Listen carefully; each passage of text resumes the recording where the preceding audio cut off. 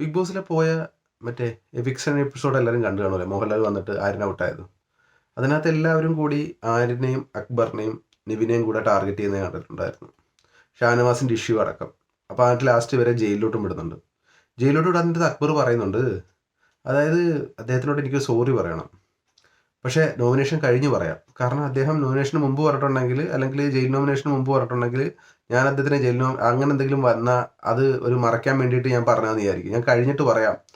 കാരണം അദ്ദേഹം ജെന്യുവനായിട്ട് പറയുന്ന കാര്യങ്ങൾ പോലും ചിലവർ തെറ്റിദ്ധാരണ. കാരണം അവിടെ ഒരു ഗെയിം കളിക്കാനാണ് എല്ലാവരും മരിക്കുന്നത് അല്ലേ, പരസ്പരം സ്നേഹിച്ച് കൊണ്ടുപോകാൻ മാത്രം. മത്സരം എന്ന് പറയുമ്പോൾ മത്സരബുദ്ധി വേണം.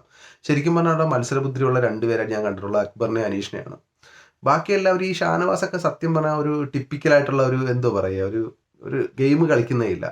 അത് കണക്കിന് അദ്ദേഹത്തിൻ്റെ ആ ഒരു ഹെൽത്ത് ഇഷ്യൂവിനെ ഫസ്റ്റ് ഞാൻ നല്ല രീതിയിൽ മനസ്സിലാക്കുമെങ്കിലും പിന്നെ അദ്ദേഹം വന്നു പറഞ്ഞാൽ അവരോട് ചോദിക്കുന്നത് എന്താണ്, എന്തായി എപ്പിസോഡിൽ, എന്തായി അവരെ പൊരിച്ചോ, അക്ബറിനെ പൊരിച്ചെന്ന് പറയുമ്പോൾ ആദില പറഞ്ഞു കൊടുക്കുകയാണ്, അതെ അതെ അക്ബറിനെ പൊരിച്ചായിരുന്നു, ലാലേട്ടൻ നിർത്തി പൊരിച്ചായിരുന്നു. ഇവർ എനിക്ക് ഇനി എപ്പിസോഡിൽ കാണിക്കാതെന്ന് അറിയത്തില്ല, അവരോട് ചോദിക്കുന്ന ഞാൻ കാണുന്നില്ല. ഈ ഷാനവാസ് ഇക്ക എങ്ങനെ ഉണ്ട്, ഹെൽത്ത് എങ്ങനെ ഉണ്ട്, അതായത് ഇക്കയോട് എന്ത് പറഞ്ഞു ഡോക്ടർ, എന്താണ് പ്രശ്നം ഉണ്ടായത്, ഇക്കയ്ക്ക് എന്ത് പറ്റി, ഇനിയൊന്നും ചോദിക്കുന്നത് കാണുന്നേ ഇല്ല. ഇവർ മൊത്തം ഡിസ്കഷൻ ചെയ്യുന്നത് അക്ബറിന് നിവിനും പണി കിട്ടിയോ, അക്ബറിന് പ്രത്യേകിച്ച് അക്ബറിന് എന്താണ്. കാരണം അക്ബർ സത്യം പറഞ്ഞാൽ നല്ലൊരു ഗെയിമറാണ് സത്യം പറഞ്ഞാൽ.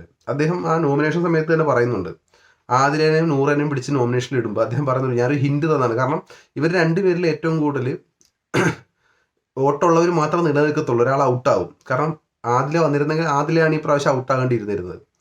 ഇത് പേഴ്സണലോട്ട് വൈരാഗ്യം വെച്ചിട്ട് മാത്രമാണ് ഇവരെല്ലാം നോമിനേഷൻ ചെയ്യുന്നത്. കാരണം ഇവർക്ക് ഗെയിം ഇപ്പോഴും മനസ്സിലായിട്ടില്ല. കൂട്ടക്കളി അല്ല ഇത്, വടംവലി മത്സരത്തിനല്ല ഇവരെ ആരെയും വിട്ടിരിക്കുന്നത് അങ്ങോട്ട്.